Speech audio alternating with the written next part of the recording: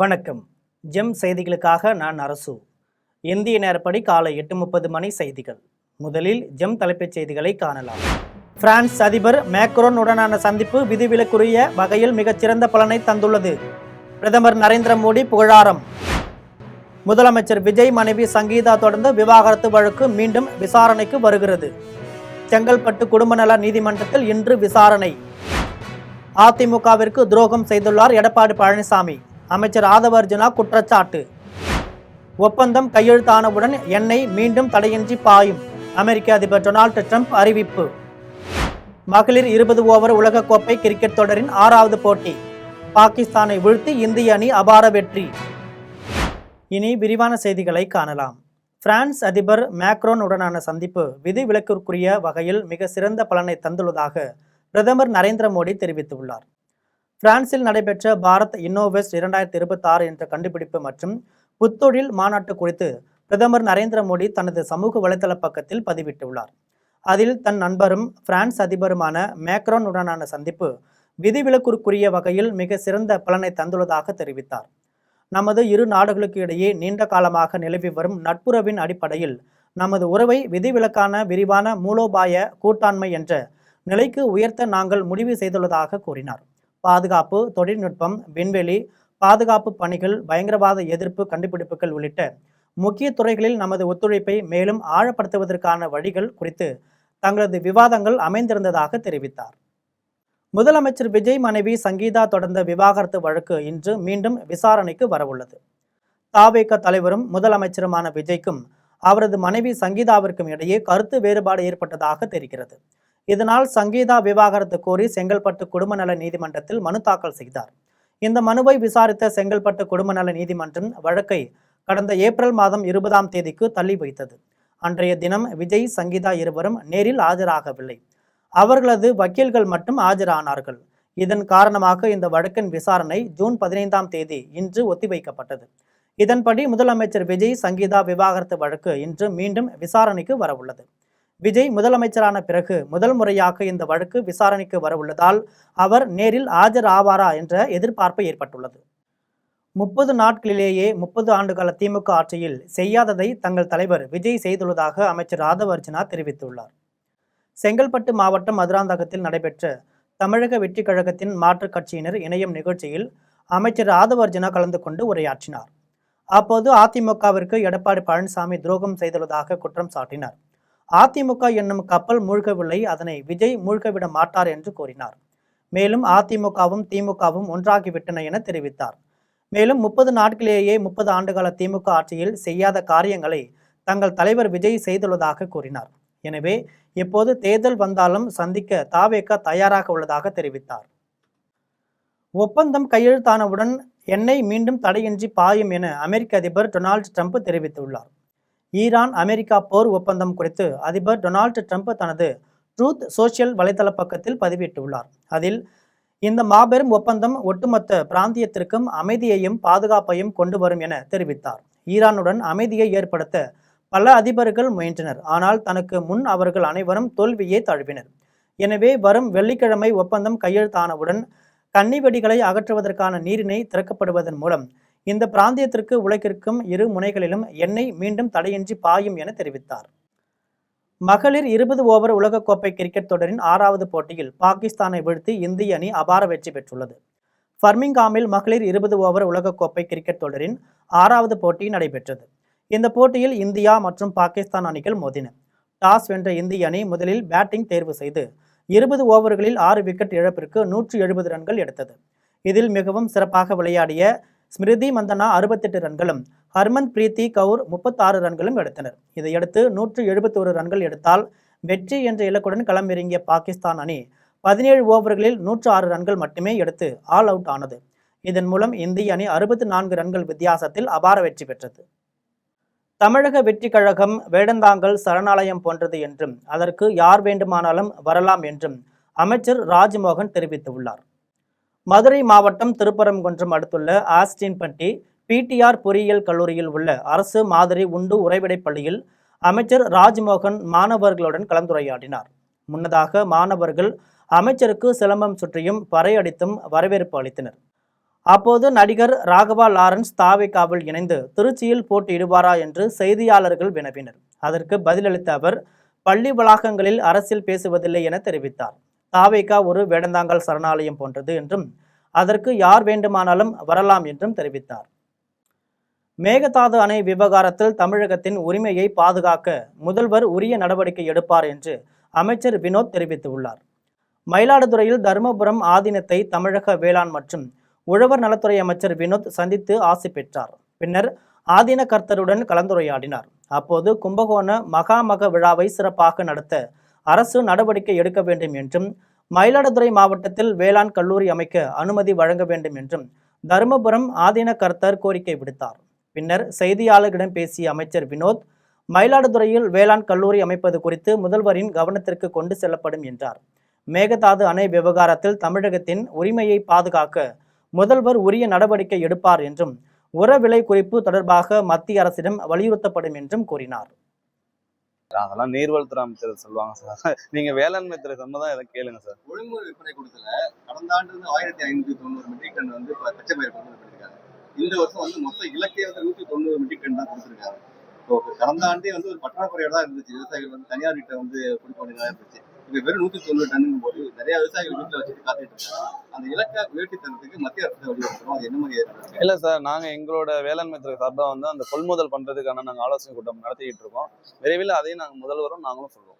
பெருங்களத்தூர் குடியிருப்பு நல சங்கங்களின் கூட்டமைப்பினர் பல்வேறு கோரிக்கைகளை நிறைவேற்ற வேண்டும் என வலியுறுத்தி மனிதவள மேம்பாட்டுத்துறை அமைச்சர் சரத்குமாரை சந்தித்து கோரிக்கை மனு அளித்தனர். 2026ஆம் ஆண்டு சட்டசபை தேர்தல் நடத்தை விதிகள் காரணமாக தாம்பரம் மாநகராட்சி மற்றும் அதன் சுற்று வட்டார பகுதிகளில் புதிய திட்டங்கள் ஏதும் அறிவிக்கப்படாமல் பல்வேறு மக்கள் நலப்பணிகள் தற்காலிகமாக நிறுத்தி வைக்கப்பட்டுள்ளன. தற்போது தேர்தல் முடிந்து புதிய ஆட்சி பொறுப்பேற்றுள்ள நிலையிலும் தாம்பரம் மாநகராட்சியில் அதே தொய்வு நிலை நீடித்து வருவதாக பொதுமக்கள் குற்றம் சாட்டுகின்றனர். இந்த நிலையில் தாம்பரம் சட்டமன்ற உறுப்பினரும் மனிதவள மேம்பாட்டுத்துறை அமைச்சருமான சரத்குமாரை நேரில் சந்தித்து பெருங்களத்தூர் குடியிருப்பு நல சங்கங்களின் கூட்டமைப்பினர் கோரிக்கை மனு அளித்தனர். அதில் பெருங்களத்தூர் பகுதியில் லட்சக்கணக்கான மக்கள் வசித்து வரும் நிலையில் விபத்துகளை தவிர்க்க நடை மேம்பாலம் உடனடியாக அமைக்கப்பட வேண்டும் எனவும், பாதியில் நிறுத்தப்பட்டுள்ள கால்வாய் பணிகள் மண்டலம் 4 ஆண்டுகளாக பயன்பாட்டிற்கு வராத வணிக வளாகத்தை செயல்பாட்டிற்கு கொண்டு வர வேண்டும் எனவும், பழுதான தெரு விளக்குகளை சரி செய்ய வேண்டும் என்றும், தெருநாய் தொல்லைகளை போக்க நடவடிக்கை எடுக்க வேண்டும் என்றும் மனுவில் தெரிவித்தனர். மனுவை பெற்றுக்கொண்ட அமைச்சர் சரத்குமார் அனைத்து பிரச்சனைகளையும் விரைவாக ஆராய்ந்து உரிய நடவடிக்கை எடுப்பதாக, குறிப்பாக பாதாள சாக்கடை திட்டம் மற்றும் இதர உள்கட்டமைப்பு பணிகளை விரைவில் சரி செய்து தருவதாகவும் அமைச்சர் சரத்குமார் உறுதியளித்தார். இது சம்பந்தப்பட்ட பல உள்கட்டமைப்பு சம்பந்தப்பட்ட தாம்பரம் மாநகராட்சி 70 வார்டுகளுக்கு உள்ள பிரச்சனைகள், அது மாநகராட்சியோட மெத்தன போக்கு. அதை வந்து பொறுப்பு அமைச்சரும் மரியாதைக்குரிய மனிதவள அமைச்சரும் ஆகிய சரத்குமார் அவர்களை நேரில் சந்தித்து வார்த்தை சொல்லிட்டு பகுதி சார்ந்த பிரச்சனைகளை எல்லாத்தையும் கோரிக்கைகளை மனுவா நம்ம கொடுத்திருக்கிறோம். தமிழ்நாட்டில் சாராய வருமானத்தில் அரசாங்கத்தை நடத்தும் நிலை மாற வேண்டும் என்று மகாராஷ்டிர மாநில பாஜக சட்டமன்ற உறுப்பினர் தமிழ்செல்வன் தெரிவித்துள்ளார். புதுக்கோட்டை மாவட்டம் கரம்பக்குடி வட்டம் பிலாவிடுதியை சேர்ந்த தமிழ்செல்வன் மும்பை சயான் கோலிவாடா தொகுதியில் பாஜக சார்பில் போட்டியிட்டு தொடர்ந்து 3 முறை சட்டமன்ற உறுப்பினராக தேர்ந்தெடுக்கப்பட்டுள்ளார். தமிழ்செல்வன் கரம்பக்குடியில் போட்டித் தேர்வுகளுக்கான இலவச பயிற்சி மையத்தை தொடங்கி வைத்து பேசினார். அப்போது தமிழ்நாட்டில் சட்டமன்ற தேர்தலில் வெற்றி பெற்றவர்கள் 1 மாதத்திற்குள் பதவி விலகி இருப்பது மிகப்பெரிய ஜனநாயக துரோகம் என்று தெரிவித்தார். தமிழ்நாட்டில் சாராய வருமானத்தில் அரசாங்கத்தை நடத்தும் நிலை மாற வேண்டும் என்றும், போதையில்லா தமிழகம் உருவாக வேண்டும் என்றும் தெரிவித்தார். மக்களுக்கு இலவசங்களையும் பணத்தையும் வழங்குவதாக தேர்தலின் போது உறுதி கூறி விஜய் வெற்றி பெற்றுள்ளதாகவும், மக்களுக்கு ஆசையை ஏற்படுத்தி ஓட்டு வாங்கி வெற்றி பெறுவது உண்மையான ஜனநாயகம் இல்லை என்றும் தமிழ்செல்வன் தெரிவித்தார். தமிழகத்தின் எல்லா பகுதிகளிலும் மின்வெட்டு உள்ளதாக முன்னாள் அமைச்சர் பொன்முடி தெரிவித்துள்ளார். கடலூர் மாவட்டம் பண்ருட்டி எழுமேடு ஊராட்சியில் திமுக சார்பில் கருணாநிதி பிறந்தநாள் பொதுக்கூட்டம் நடைபெற்றது. பொதுக்குழு உறுப்பினர் பலராமன் தலைமையில் ஒன்றிய செயலாளர் வெங்கட்ராமன் முன்னிலையில் நடைபெற்ற கூட்டத்தில் திமுக துணை பொதுச் செயலாளரும் முன்னாள் அமைச்சருமான பொன்முடி கலந்து கொண்டு கருணாநிதி ஆட்சி கால சாதனைகளை பட்டியலிட்டார். அப்போது திடீரென பகுதியில் மின்வெட்டு இணைப்பு துண்டிக்கப்பட்டது. அதனை அடுத்து ஆவேசமடைந்த அவர் தமிழகத்தின் எல்லா பகுதிகளிலும் மின்வெட்டு நிலவுவதாக கூறினார். போர் காரணமாக வளைகுடா நாடுகளுக்கான சேவைகள் பாதிக்கப்பட்டுள்ளது என்றும், அபுதாபி மற்றும் துபாய் விமான சேவைகள் நிறுத்தப்பட்டதால் மதுரை விமான நிலையத்திற்கு பெரிய இழப்பு ஏற்பட்டுள்ளது என்றும் விமான நிலைய இயக்குனர் முத்துக்குமார் தெரிவித்தார். மதுரை சர்வதேச விமான நிலையத்தில் இந்திய விமான நிலைய ஆணையத்தின் சார்பில் பயணிகளின் வசதிகளை மேம்படுத்தவும் சமூக பொறுப்புணர்வை ஊக்குவிக்கும் ஜூன் 15ஆம் தேதி யாத்ரி சுவிதா திவாஸ் சிறப்பாக கொண்டாடப்பட உள்ளது. இதற்கான செய்தியாளர் சந்திப்பின் போது விமான நிலைய இயக்குனர் முத்துக்குமார் விமான நிலைய விரிவாக்கம், இரவு நேர விமான சேவைகள், கார்கோ வசதிகள், டாக்ஸி சேவைகள் உள்ளிட்ட பல்வேறு முக்கிய அம்சங்கள் குறித்து விளக்கம் அளித்தார். மேலும் மதுரை விமான நிலையத்தில் தற்போது பெரும்பாலும் அழுகக்கூடிய பொருட்களே கார்கோ மூலம் கையாளப்படுவதாகவும், அதோடு புனே உள்ளிட்ட நகரங்களுக்கு ஆட்டோமொபைல் உதிரி பாகங்கள் மற்றும் ஸ்பேர் பார்ட்ஸ் அனுப்பப்படுவதாகவும், கார்கோ சேவையை மேம்படுத்தும் நோக்கில் புதிய விரிவாக்க பணிகள் நடைபெற்று வருவதாகவும், 3 முதல் 4 மாதங்களுக்குள் உள்நாட்டு கார்கோ வசதிகளின் விரிவாக்க பணிகள் நிறைவடையும் என்று இயக்குனர் முத்துக்குமார் தெரிவித்தார். மேலும் போர் காரணமாக வளைகுடா நாடுகளுக்கான சேவைகள் பாதிக்கப்பட்டுள்ளது என்றும், அபுதாபி மற்றும் துபாய் விமான சேவைகள் நிறுத்தப்பட்டதால் மதுரை விமான நிலையத்திற்கு பெரிய இழப்பு ஏற்பட்டுள்ளது என்றும் விமான நிலைய இயக்குனர் முத்துக்குமார் தெரிவித்தார். கரெக்டாக சொன்னீங்க சார். ரொம்ப வருஷமா இதோட முயற்சிகள் எல்லா சைட்லேருந்து போயிட்டு இருக்கு. நம்ம பார்த்தீங்கன்னா இப்போ அதுதான் சொன்னேன் உங்களுக்கு. லேட்டஸ்ட் டெவலப்மெண்ட் வந்து எலெக்ஷனுக்கு முன்னாடியுமே நம்ம வந்து ஒரு ஜியோ பாஸ் பண்ணியிருக்காங்க நம்ம வாட்டர் ரிசோர்ஸ் டிபார்ட்மெண்ட்லேருந்து. அதில் அந்த பாண்ட் தான் மெயினான நம்மளோட ரெக்குவயர்மெண்ட்டு. அதில் பாதி பாண்ட் ஒரு இடத்துல மூடுற மாதிரி, அதை க்ளோஸ் பண்ணுற மாதிரி வரும், இன்னொரு பாண்ட் அப்படியே ரிட்டர்ன் பண்ணுற மாதிரி வரும். ஸோ இதோட ப்ரோக்ரஸ் நடக்கையில் தான் நம்மளுக்கு தெரியும் sir. It is GO pass பண்ணியிருக்காங்க நம்ம வாட்டர் ரிசோர்ஸ் டிபார்ட்மெண்ட். கோவையில் செமி கண்டக்டர் வேஃபர் உற்பத்தி ஆலை அமைக்க திட்டமிட்டுள்ளதாக ஐவிபி செமி நிறுவன தலைவர் ராஜா மாணிக்கம் தெரிவித்துள்ளார்.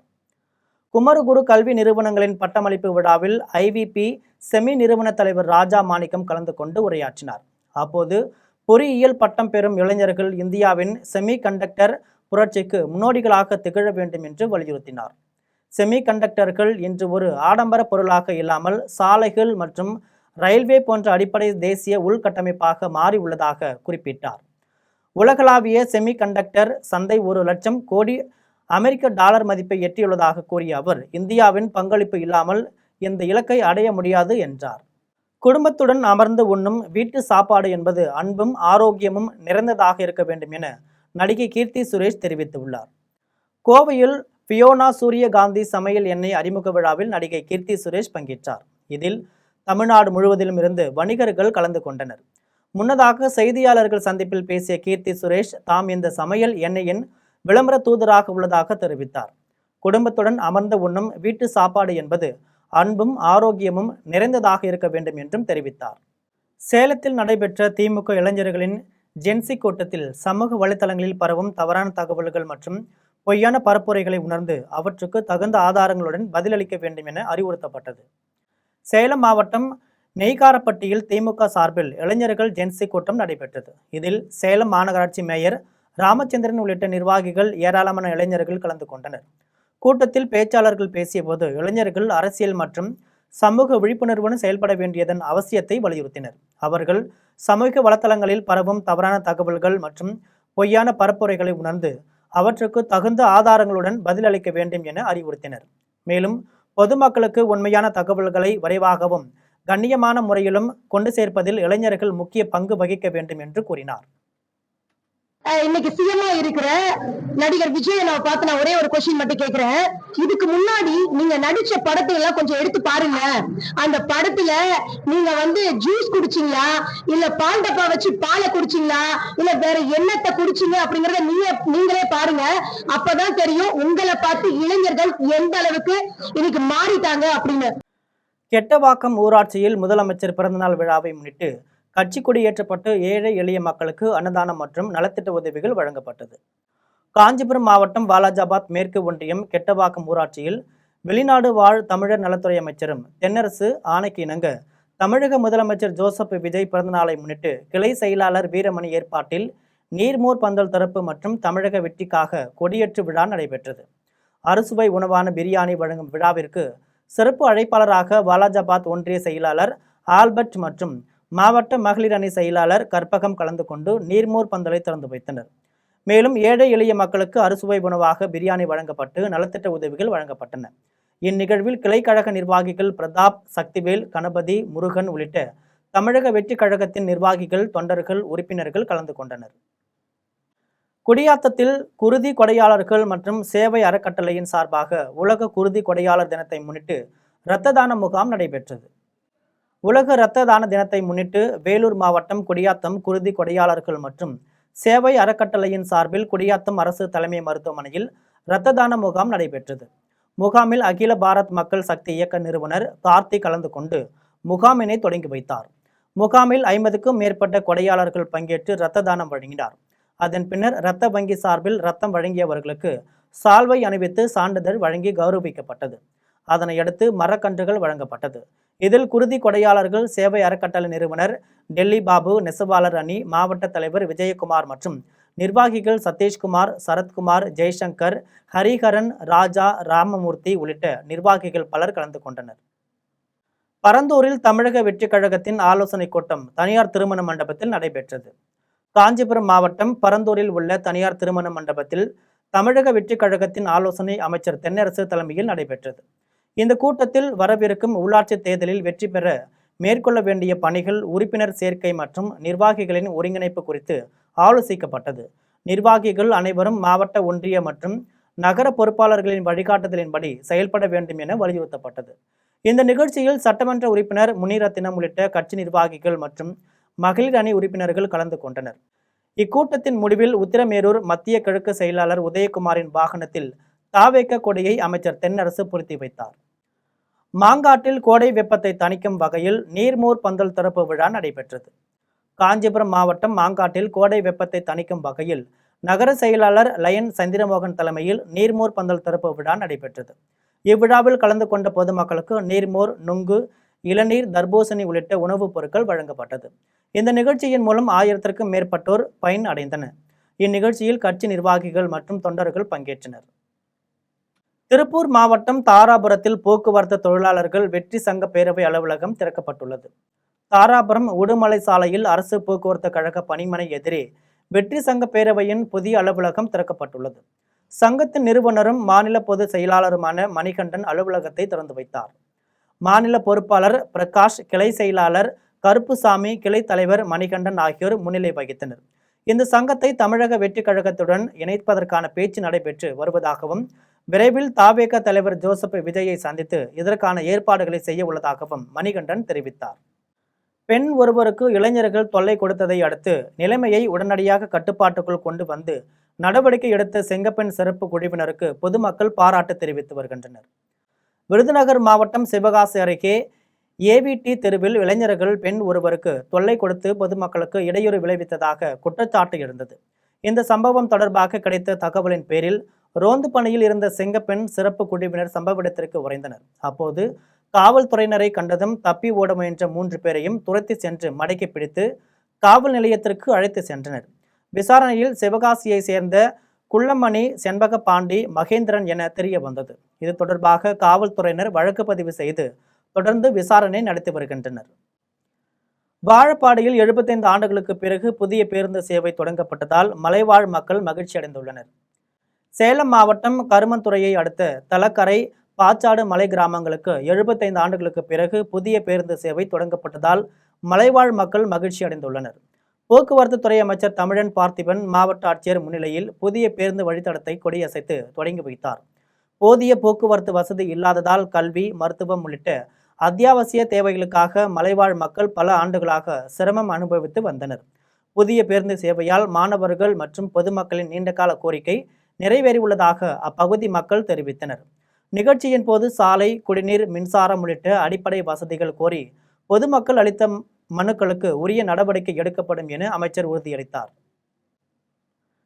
கீழாம்பூரில் மரக்கன்றுகள் நடும் விழா வெகு விமர்சையாக நடைபெற்றது. திருநெல்வேலி மாவட்டம் அம்பாசமுத்திரம் அருகே சமூக ஆர்வலர்கள் அறக்கட்டளை மற்றும் பசுமை தோழர்கள் அறக்கட்டளை சார்பில் மரக்கன்றுகள் நடும் விழா நடைபெற்றது. விழாவை காவல் ஆய்வாளர் குணசேகரன் சிறப்பு விருந்தினராக கலந்து கொண்டு தொடங்கி வைத்தார். தொடர்ந்து பேருந்து நிறுத்தம், தனியார் நடுநிலைப்பள்ளி வளாகம் மற்றும் தாட்டான்பட்டி செல்லும் சாலை பகுதிகளில் மரக்கன்றுகள் நடப்பட்டன. நிகழ்ச்சிக்கு சமூக ஆர்வலர்கள் அறக்கட்டளை தலைவர் பசுமை கல்யாண சுந்தரம் தலைமை தாங்கினார். விழாவில் சமூக மற்றும் சுற்றுச்சூழல் ஆர்வலர்கள், பொதுமக்கள் உள்ளிட்ட ஏராளமானோர் கலந்து கொண்டு மரக்கன்றுகளை நட்டனர். கெங்கவள்ளியில் அரசு அனுமதியின்றி ஜல்லிக்கட்டு போட்டி நடத்தப்பட்ட சம்பவம் அப்பகுதியில் பெரும் பரபரப்பை ஏற்படுத்தியுள்ளது. சேலம் மாவட்டம் கெங்கவள்ளியில் அரசு அனுமதியின்றி ஜல்லிக்கட்டு நடைபெற்றதாக தகவல் கிடைத்ததை அடுத்து போலீசார் விசாரணை நடத்தி வருகின்றனர். ஏரிக்கரை பகுதியில் பாதுகாப்பு ஏற்பாடுகள் இன்றி வாடிவாசல் அமைத்து ஜல்லிக்கட்டு நடத்தப்பட்டதாக கூறப்படுகிறது. தகவல் அறிந்து சம்பவ இடத்திற்கு காவல்துறையினர் விரைந்தனர். அப்போது காவல்துறையினரை கண்டித்தும் மாட்டின் உரிமையாளர்கள், மாடுபிடி வீரர்கள் உள்ளிட்டோர் தப்பி ஓடினர். இதையடுத்து அங்கு நிறுத்தப்பட்டிருந்த இருசக்கர வாகனங்கள் மற்றும் வாடிவாசலுக்காக பயன்படுத்தப்பட்ட பொருட்கள் போலீசார் பறிமுதல் செய்தனர். அனுமதியின்றி ஜல்லிக்கட்டு நடத்தியவர்கள் யார் என்பது குறித்து காவல்துறையினர் தீவிர விசாரணை மேற்கொண்டு வருகின்றனர். காரைக்கால் மாவட்ட மீனவர்கள் மீன்பிடி தடைக்காலம் முடிந்து 61 நாட்களுக்கு பின்னர் 500க்கும் மேற்பட்ட விசை படகுகளில் மீனவர்கள் மீன்பிடிக்க கடலுக்கு சென்றனர். புதுச்சேரி மாநிலம் காரைக்கால் மாவட்டத்தில் மீன்பிடி தடைக்காலம் ஏப்ரல் 15ஆம் தேதி முதல் 61 நாட்கள் அமலில் இருந்ததால் காரைக்கால் மீனவர்கள் தங்களது படகுகளை காரைக்கால் மீன்பிடி துறைமுகத்தில் நிறுத்தி வைத்தனர். இந்த நிலையில் தடைக்காலம் இன்று முடிந்ததை அடுத்து காரைக்கால் மாவட்ட மீனவர்கள் மகிழ்ச்சியோடு மீண்டும் கடலுக்குள் மீன்பிடிக்க சென்றனர். முன்னதாக காரைக்கால் துறைமுகத்தில் நிறுத்தி வைக்கப்பட்டிருந்த படகுகளுக்கு மீனவர்கள் பூஜைகள் செய்து துறைமுகத்திலிருந்து காரைக்கால் மேடு, கிளிஞ்சல் மேடு உள்ளிட்ட 11 மீனவ கிராமத்தை சேர்ந்த 5000க்கும் மேற்பட்ட மீனவர்கள் 500க்கும் மேற்பட்ட விசை படகுகளில் மீன்பிடிக்க கடலுக்கு சென்றனர். தருமபுரி மாவட்டம் ஒகேனக்கலில் காவிரி ஆறு 12 ஆண்டுகளுக்கு பிறகு தண்ணீர் இல்லாமல் வறண்டு காய்ந்து கிடக்கிறது. கர்நாடகத்தில் காவிரி நீர்பிடிப்பு பகுதிகளில் மழை பொழிவு இல்லாததாலும் கர்நாடக அணைகளில் இருந்து தண்ணீர் திறப்பது முற்றிலும் நிறுத்தப்பட்டதாலும் ஒகேனக்கல் காவிரி ஆற்றில் நீர்வரத்து குறைந்துள்ளது. இதற்கு முன் 2014ஆம் ஆண்டு ஒகேனக்கல் காவிரி ஆற்றில் நீர்வரத்து இன்றி வறண்டு காணப்பட்டது. அதேபோல் 12 ஆண்டுகளுக்கு பிறகு இப்போது ஒகேனக்கல் காவிரி ஆற்றில் தண்ணீர் இன்றி வறண்டு காணப்படுகிறது. இந்த ஆண்டு கேரள, கர்நாடக மாநிலங்களில் காவிரி நீர்பிடிப்பு பகுதிகளில் ஜூன் 4ஆம் நாள் பருவமழை பெய்யக்கூடும் என எதிர்பார்க்கப்பட்டது. பருவமழை பெய்யாததால் கர்நாடக அணைகளில் இருந்து காவிரி ஆற்றில் தமிழகத்திற்கு தண்ணீர் திறந்துவிடப்படவில்லை. இதனால் 12 ஆண்டுகளுக்கு பிறகு மீண்டும் ஒகேனக்கல் காவிரி ஆற்றில் நீர்வரத்து இல்லாமல் வறண்டு கிடக்கிறது. தஞ்சாவூர் மாவட்டம் பழவாற்றில் படர்ந்துள்ள ஆகாய தாமரை செடிகளை அகற்ற வேண்டும் என்று விவசாயிகள் கோரிக்கை விடுத்துள்ளனர். தஞ்சாவூர் மாவட்டம் திருவிடைமருதூர் அருகே சாத்தனூரிலிருந்து கூத்தனூர் வரை 10 கிலோமீட்டர் தொலைவுக்கு பழவாற்றில் ஆகாய தாமரை செடி படர்ந்துள்ளது. இதனால் மழை காலத்தில் பழவாற்றின் வழியாக தண்ணீர் செல்ல முடியாமலும் தேங்கும் நிலை உள்ளது. இப்போது கூத்தனூரில் பழவாற்றில் கட்டப்பட்டுள்ள படுகை அணையால் தண்ணீர் தேங்கி தீய நாற்றம் வீசுகிறது. இதனை கருத்தில் கொண்டு பழவாற்றில் படர்ந்துள்ள ஆகாய தாமரை செடி கொடிகளை முற்றிலுமாக அகற்றி தூர்வார வேண்டும் என்று விவசாயிகள் கோரிக்கை விடுத்துள்ளனர். செங்கல்பட்டு மாவட்டம் திருக்கழுக்குன்றம் அருகே அம்மனம்பாக்கத்தில் தட்டுப்பாடு இன்றி குடிநீர் வழங்க வேண்டும் என பொதுமக்கள் கோரிக்கை விடுத்துள்ளனர். செங்கல்பட்டு மாவட்டம் திருக்கழுக்குன்றம் அடுத்த அம்மனம்பாக்கம் ஊராட்சியில் மக்களுக்கு குடிநீர் வசதி செய்து கொடுக்க ஊராட்சி நிர்வாகம் சரியான நடவடிக்கை எடுக்கவில்லை. தண்ணீர் பற்றாக்குறை தொடர்ந்து நீடித்து வருவதால் மாணவர்கள் பள்ளிக்கு செல்வதில் தாமதம் ஏற்பட்டுள்ளதாக பொதுமக்கள் தெரிவித்துள்ளனர். கோடை காலத்திலும் தட்டுப்பாடு இன்றி வழங்கும் அளவில் கிணற்றில் நீர் உள்ளதாக தெரிவித்தனர். அங்கிருந்து குழாய்களை அமைத்து மேல்நிலை நீர்த்தேக்க தொட்டியில் ஏற்றினால் குடிநீர் தட்டுப்பாடு இருக்காது என்று கூறினார். இது குறித்து ஊராட்சி நிர்வாகத்திடமும் வட்டார வளர்ச்சி அலுவலகர்களிடமும் பலமுறை மனு அளித்தும் நடவடிக்கை எடுக்கவில்லை என கூறினர். புதிதாக பொறுப்பேற்றுள்ள செங்கல்பட்டு மாவட்ட ஆட்சியர் தங்கள் ஊராட்சியில் நிலவும் தண்ணீர் பிரச்சனைக்கு தீர்வு காண வேண்டும் என்று வலியுறுத்தியுள்ளனர். இங்க ஒரு 50 குடும்பத்துக்கு இந்த பக்கம் தண்ணி வரல. ஆனா இப்போ நிலவரத்துக்கு மோடி போட்டாரு. மோடி கோவலம் தண்ணி வரல. இந்த டேங்க்கு நாங்க இப்போ தண்ணி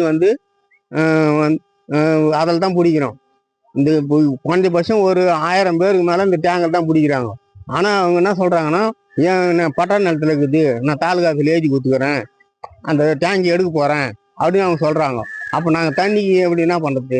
எங்களுக்கு தண்ணி தான் பிரச்சனை, வேற எந்த பிரச்சனையும் கிடையாது. தூத்துக்குடி மாவட்டம் கோவில்பட்டியில் அதிமுக நிர்வாகிகள் ஆலோசனை கூட்டத்தில் மோதல் ஏற்பட்டது.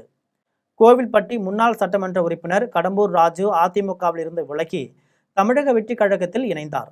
இதையடுத்து அதிமுக நிர்வாகிகள் ஆலோசனை கூட்டம் கோவில்பட்டியில் நடைபெற்றது.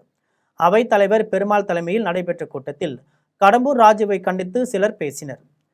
கலை இலக்கிய பிரிவு நிர்வாகி செல்வம் கட்சியை விட்டு போனவரை பற்றி பேச வேண்டாம் என்றும் கட்சியின் வளர்ச்சி குறித்து பேச வேண்டும் என்றும் கூறினார்.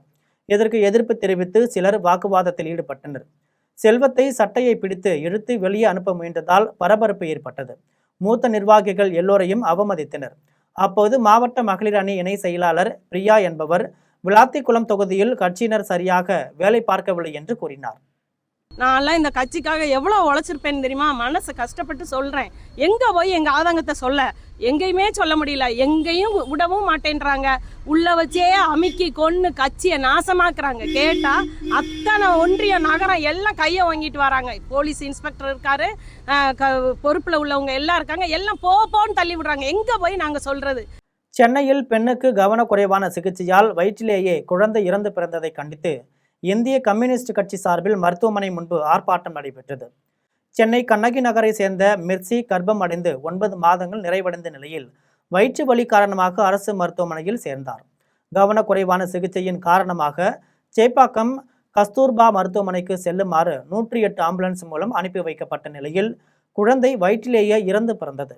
மெர்சிக்கு தீவிர சிகிச்சை அளிக்கப்பட்டு வருகிறது. இதை கண்டித்து கண்ணகி நகர் அரசு மருத்துவமனைக்கு முன்பு இந்திய கம்யூனிஸ்ட் கட்சியினர் ஆர்ப்பாட்டத்தில் ஈடுபட்டனர். போதுமான மருத்துவர், செவிலியர் மற்றும் ஊழியர் இல்லை என்று அவர்கள் குற்றம் சாட்டினர். டாக்டர் வராங்க அப்படின்னு சொல்லியிருந்தாங்க.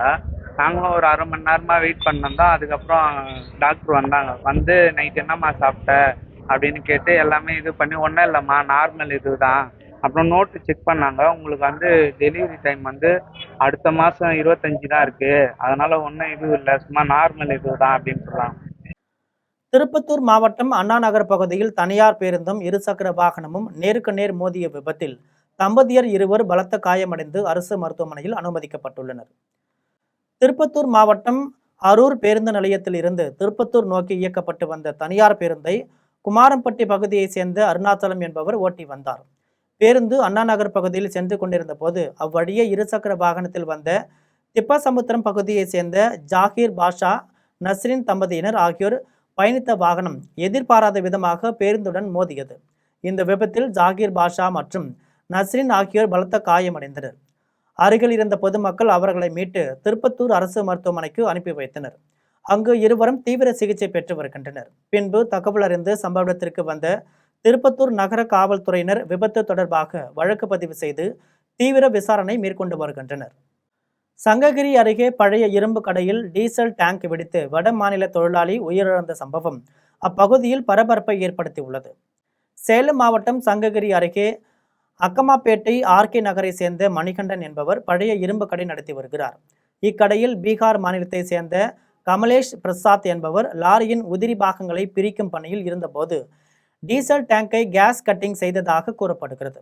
அப்போது எதிர்பாராத விதமாக டீசல் டேங்க் பயங்கர சத்தத்துடன் வெடித்ததில் கமலேஷ் பிரசாத் சுமார் 10 அடி தூரம் தூக்கி வீசப்பட்டு சம்பவ இடத்திலேயே உயிரிழந்தார்.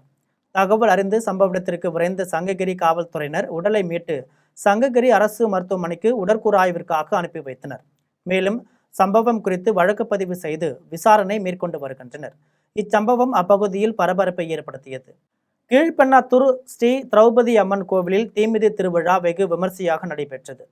திருவண்ணாமலை மாவட்டம் கீழ்பெண்ணாத்தூரில் உள்ள ஸ்ரீ திரௌபதி அம்மன் கோவிலில் தீமிதி திருவிழா வெகு விமர்சையாக நடைபெற்றது.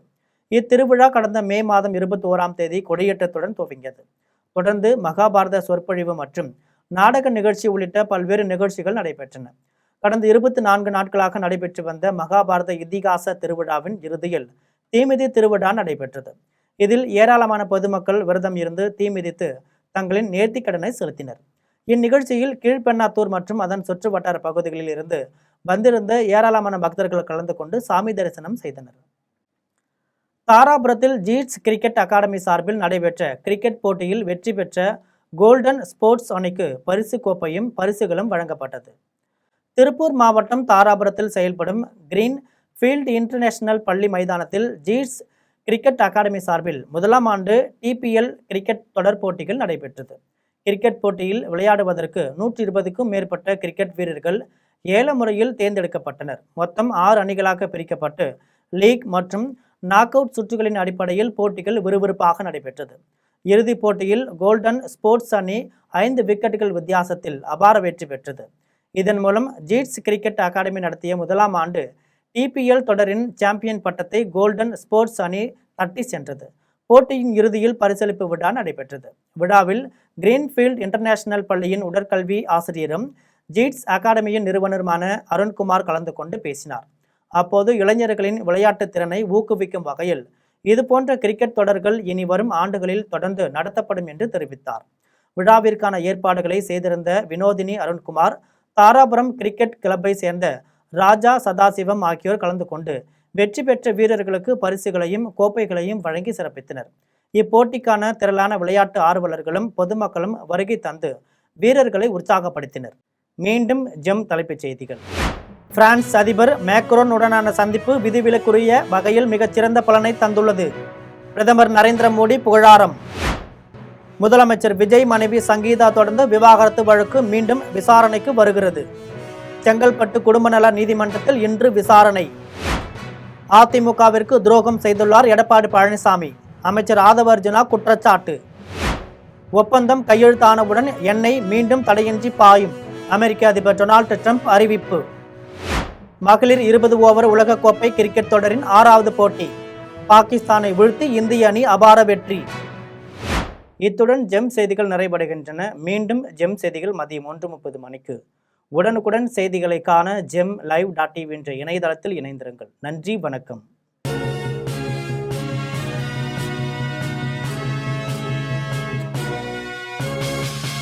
உடனுக்குடன் அப்டேட் தெரிந்து கொள்ள ஜெம் டிவி தமிழ் ஆப்பை இன்ஸ்டால் செய்யவும்.